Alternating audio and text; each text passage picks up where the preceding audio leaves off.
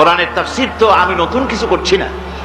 আমি কোরআনে কারিমের খেদমত যারা করেন তাদের মধ্যে অতীতে যারা খেদমত করেছেন, এখন যারা করছেন, তাদের মধ্যে আমি হচ্ছে তালিবে ইলম, সবচেয়ে ছোট্ট নগণ্য আল্লাহ পাকের এক নগণ্য গোলাম।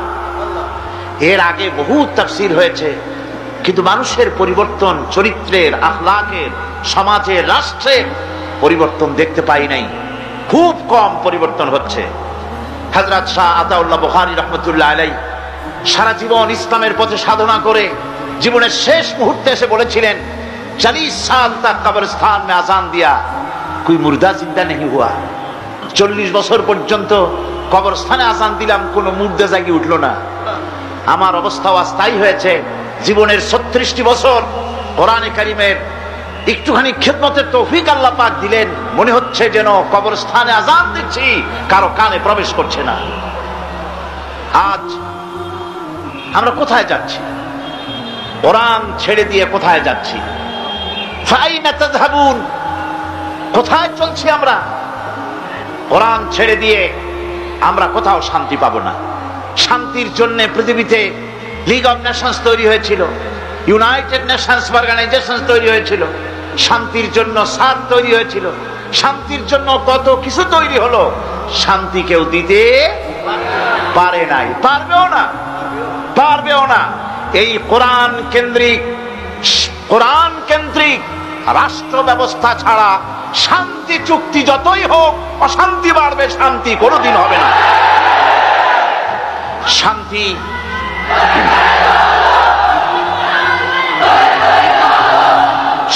প্রতিষ্ঠার জন্য এ কোরআনের কাছে আসতে হবে। কোরআন দিয়ে নিজের আখলাককে, ব্যক্তি, পরিবার, সমাজ ও রাষ্ট্রের চরিত্রকে বদলাতে হবে, নইলে শান্তি ফিরে আসবে না।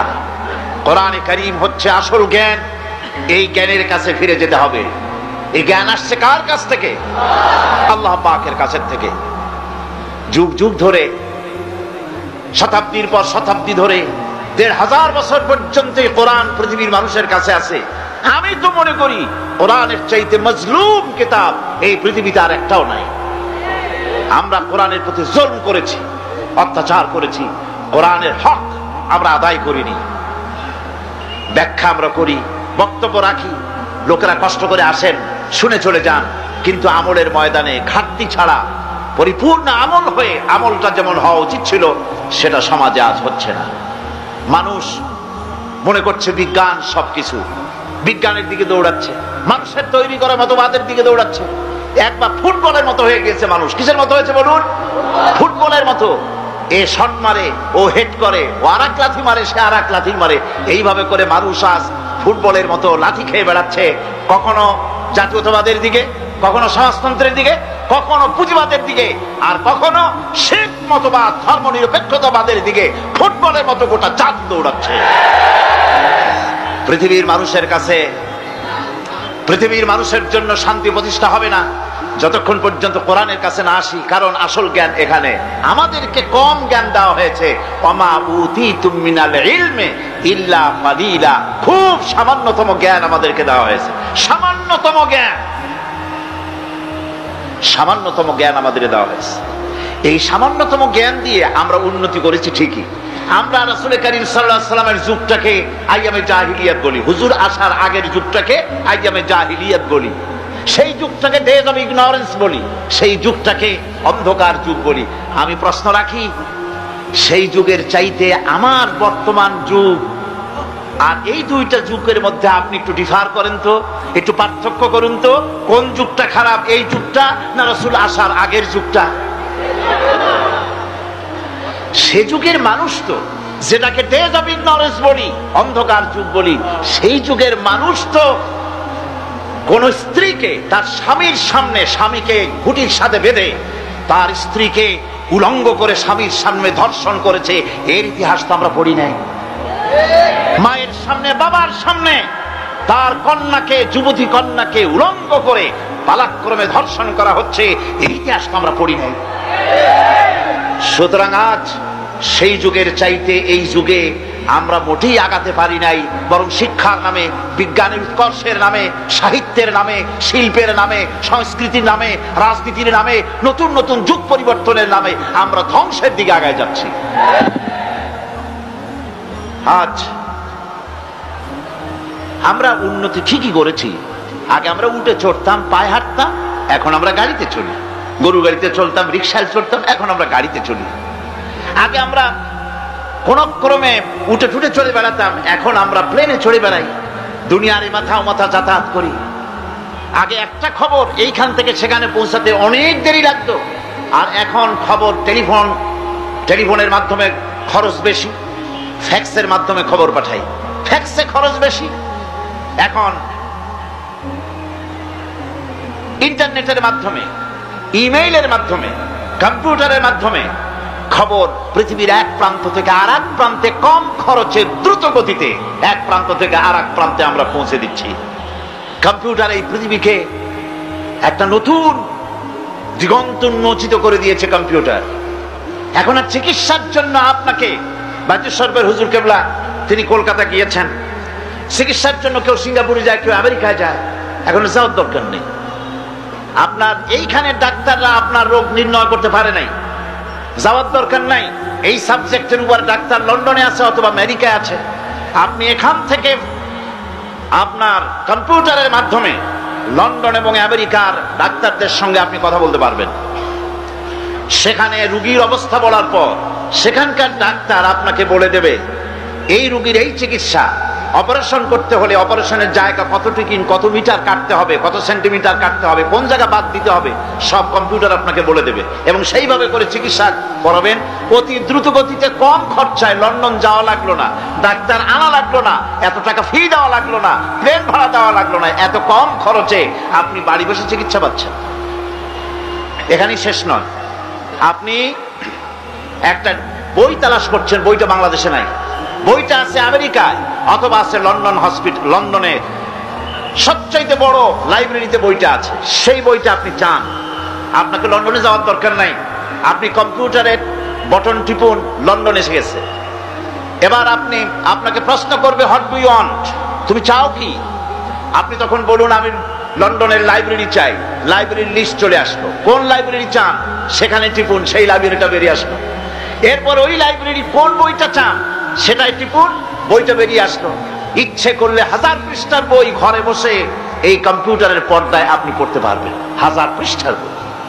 তার মানে হলো আমাদের জাতীয় কবি বলে গেছেন, বিশ্ব নিখিল দেখবো আমি আপন হাতের মুঠায় পুরে। আর সত্যি গোটা পৃথিবী মানুষের হাতের মুঠার ভিতরে এসে গিয়েছে। এখন আর ওয়ার্ল্ড বলে না, এখন বলা হয়, বিশ্বকে বলা হয় গ্লোবাল ভিলেজ। এখন হচ্ছে গোটা পৃথিবী একটা গ্রাম, দুনিয়ার এ মাথা থেকে সে মাথা আপনি চলে বেড়াতে পারেন, আপনি যে কোনো জায়গার খবর নিতে পারেন মুহূর্তের ভিতরে। আমরা সে কাজ সেরে ফেলেছি। এখানেই শেষ নয়, এখানেই শেষ নয়, আমরা চাঁদে গিয়েছি, এখানেই শেষ নয়। এরপরে মানুষ, দুনিয়ায় জায়গা হয় না, মঙ্গল গ্রহে যাওয়ার জন্য মানুষ প্রস্তুতি নিয়েছে। আপনারা নিশ্চয়ই জানেন মঙ্গল গ্রহে যাওয়ার প্রস্তুতি নিল। মঙ্গল গ্রহ কি আপনার কদ্দূর এখান থেকে? চট্টগ্রাম থেকে সাতকানি এর দূর হবে মঙ্গল গ্রহ। এখান থেকে সূর্য হচ্ছে 9.30 মাইল দূরে, সেখান থেকে জুপিটার আরো শত শত কোটি মাইল দূরে, সেখান থেকে মঙ্গল গ্রহ মার্স, সেই মঙ্গল গ্রহ পর্যন্ত পৃথিবীর মাটি থেকে মঙ্গল গ্রহের দূরত্ব হচ্ছে 49 কোটি কিলোমিটার মাইল। এই 49 কোটি কিলোমিটার মাইল পর্যন্ত মানুষ তার জ্ঞান পৌঁছায় দিয়েছে। সুবহানাল্লাহ ওয়া বিহামদিহি, জ্ঞান পৌঁছায় দিল। পাথফাইন্ডার একটা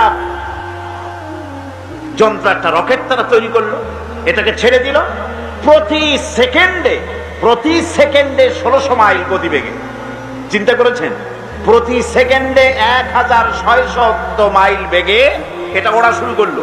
উঠতে উঠতে 1 মাস 2 মাস 3 মাস করে 8 মাসের মাথায় গিয়ে গত 29শে জুলাই রাত 3:45 সময় ক্রমাগত 8 মাস উড়ে সেই মঙ্গল গ্রহে গিয়ে অবতরণ করলো পাথফাইন্ডার। সেখানে অবতীর্ণ হলো। এরপরে পর্দা ফেটে গেল, ভিতর থেকে বেরিয়ে আসলো একটা সোজারনার নামের একটা গাড়ি। এই গাড়িটা 10 কেজি ওজন, 6 চাকার একটা গাড়ি।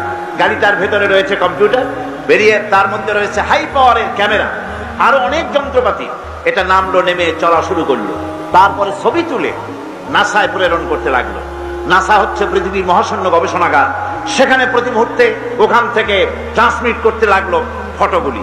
এখানে বসে বিজ্ঞানীরা আবিষ্কার করতে লাগলো এই পাথরের এত বয়স, সেই পাথরের এত বয়স। এমনকি তারা এটাও আবিষ্কার করলো যে মঙ্গল গ্রহে আজ থেকে 300 কোটি বছর আগে একটা বন্যা হয়েছিল, ফ্লাড হয়েছিল। সেই ফ্লাড হয়ে, সেই ফ্লাড যে হয়েছিল এটা ধরা পড়লো। তখন তারা চিন্তা করলো পানি যেখানে থাকে সেখানে তো কোনো না কোনো প্রাণী থাকতেই পারে। সেই প্রাণীর উৎস তারা খুঁজতে লাগলো। গাড়িটা চলতে গিয়ে বাধাপ্রাপ্ত হলো, পাথরের ধাক্কা লেগে গাড়িটা কাত হয়ে পড়ে গেল।